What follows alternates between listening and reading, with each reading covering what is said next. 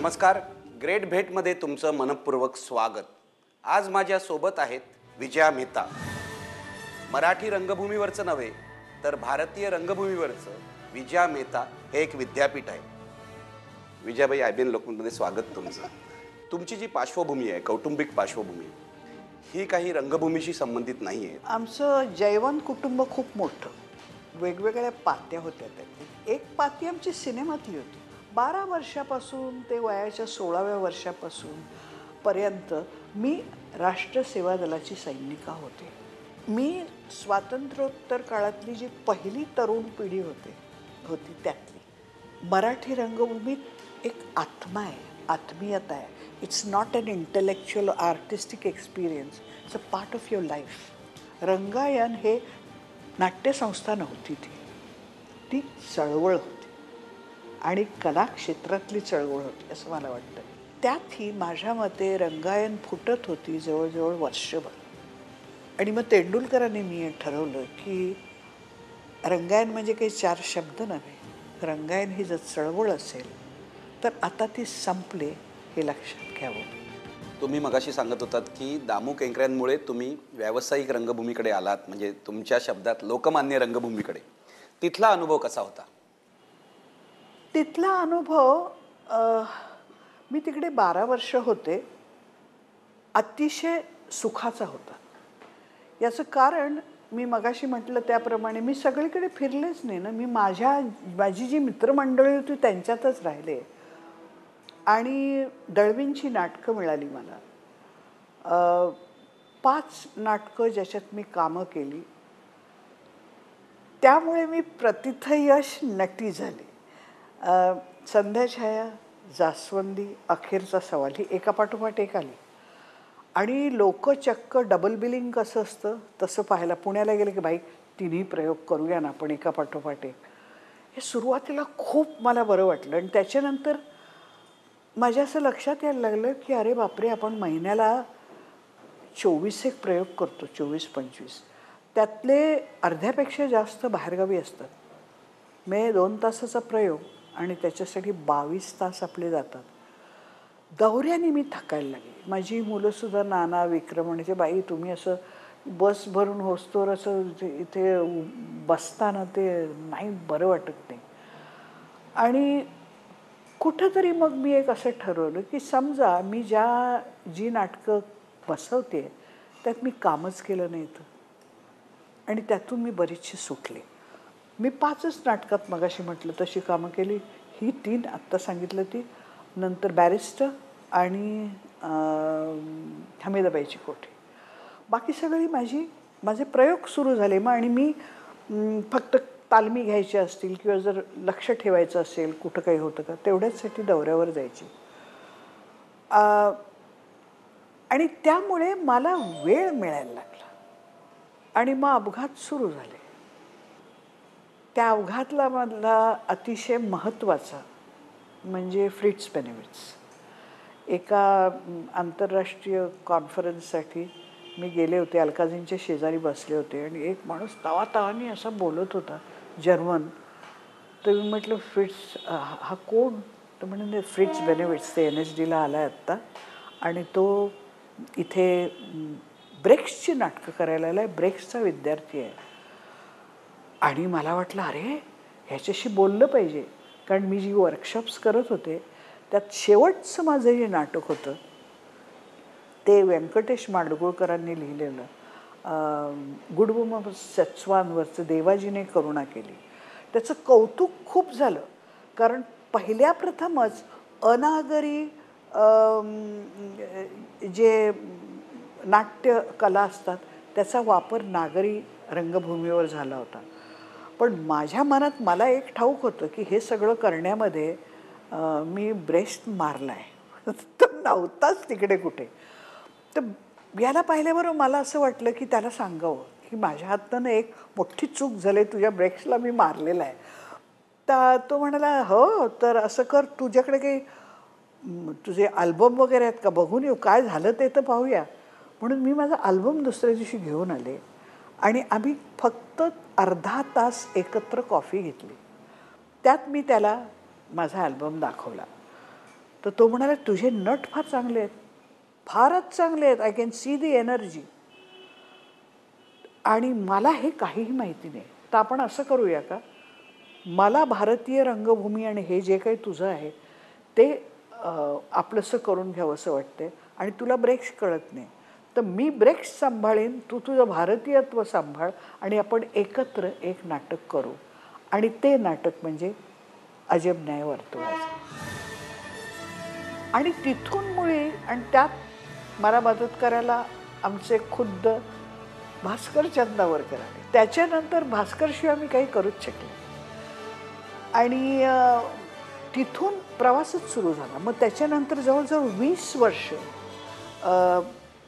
जर्मनीला जाणं, जर्मन नटांच्या बरोबर काम करणं, तिथनं संस्कृत रंगभूमी काय आहे ते पाहणं.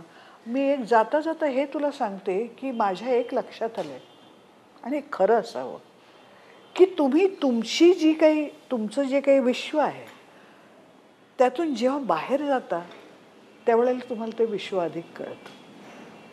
मला असं वाटतं की मी मध्यमवर्गीय सोडून, लॅमिंग्टन रोड सोडून, दुर्गाबाई खोटेंच्या कफ परेड रोडच्या आणि इंग्रजी वातावरणात हायर मिडल क्लासच्या गेले, आणि मला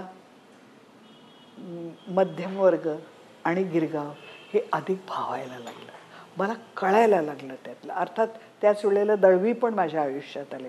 त्यामुळे तो जो सगळा रस आहे तो रस कुठनं तरी डिस्टन्सिंगनी येतो. मी इंग्लंडला गेले ज्या वेळेला 3 वर्ष, त्यावेळेला पहिल्यांदा मला काय तमाशा हा प्रचंड प्रकार आहे इथे लक्षात आलं.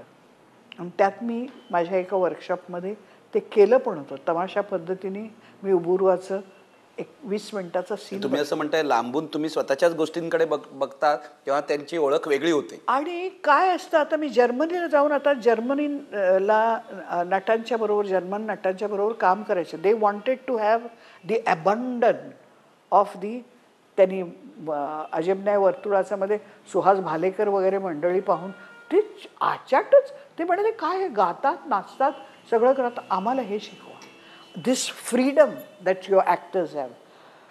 तर ते करताना यांना आता काय करावं रे भास्कर यांच्याबरोबर करायचं म्हणजे, तर बाई तुम्ही आपले वैदिक जे प्रकार आहेत संस्कृत थिएटरचे तिकडे तुम्ही पहा. आणि मग तिथं ते सुरू झालं. म्हणजे मी जर मुंबईत तुम्ही शाकुंतल वगैरे हे सुरू, शाकुंतल, मुद्रा राक्षस, म्हणजे ते जे झालं, आणि त्याचा केवढा प्रचंड प्रवास पुन्हा, आणि केवढा आनंद त्यातला. एक नवीन युगच ते मिळालं, वैदिकतेचं युग त्यावेळेचं मिळणं.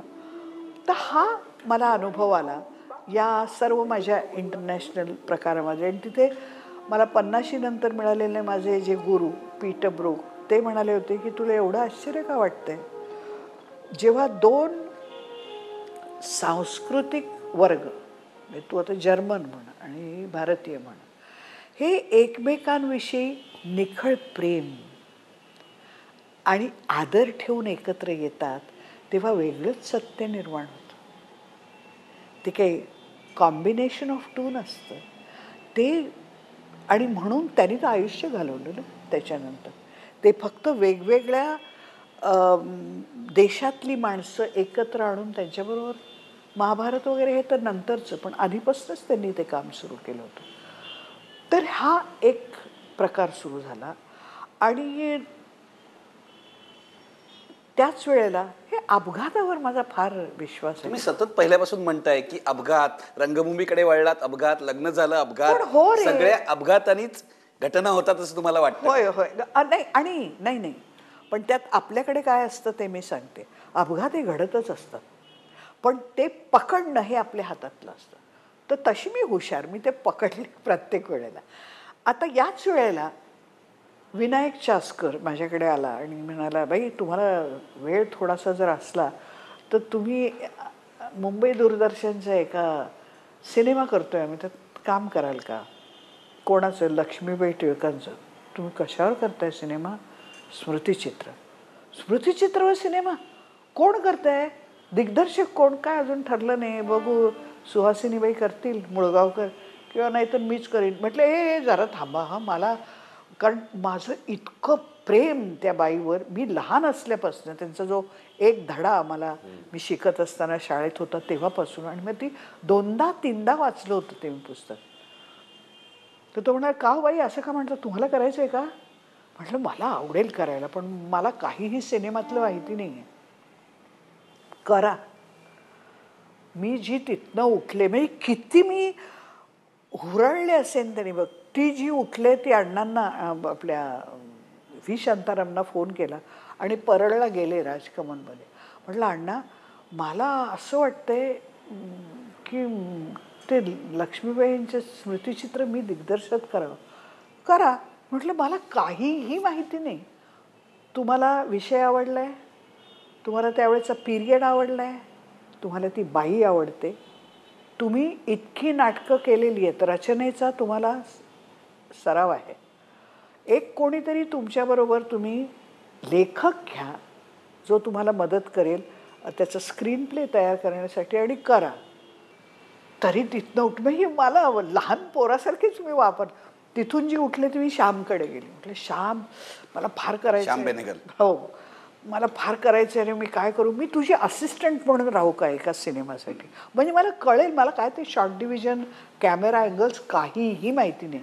तो म्हणजे त्यातनं तुला काय कळणार, काही कळणार नाही, मी एक सिनेमा करतोय तर एक लहानशी भूमिका कर, म्हणजे तू ज्या काही 5-6 सीन्समध्ये आहेत ते मी कसे अरेंज करतो ते तुला कळेल आणि तेवढं तुला बरंचसं बरं पडेल असं मला वाटतं.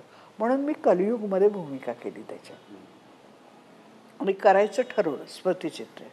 आणि आम्हीच सगळे, मंगेश माझा लेखक मंगेश कुलकर्णी, आमचीच सगळी, रवींद्र मंकणी, सुहास, आम्हीच सगळेच्या सगळे आलो. आणि स्मृतिचित्र करण्यामध्ये 2 वर्ष गेली, पण त्यात आम्ही सिनेमा कसा करतो त्याची जी तांत्रिक बाजू आहे ते सगळेजण शिकलो. त्याचं पहिलं जे स्क्रीनिंग होतं त्या स्क्रीनिंगमध्ये लोक चक्क हसत वगैरे होते. आणि मला उमा डिकुना म्हणाली, वेअर इज दॅट वुमन? तो म्हटलं which woman? Lakshmi Rai. She died long back. How did you interview her? म्हटलं अगं ती नव्हती, मी होते, मी त्यांचं काम करत होते त्या म्हाताऱ्या लक्ष्मीचं. आणि मग माझ्या असं लक्षात आलं की इतका इनसेंटली आम्ही तो सिनेमा केला होता की त्याच्यामुळे तो त्या वर्षीचा बेस्ट इंडियन सिनेमा ठरला. कार्लो विवारीला मला त्याच्याबद्दल बक्षीस मिळालं आणि हा एक मार्गच मोकळा झाला.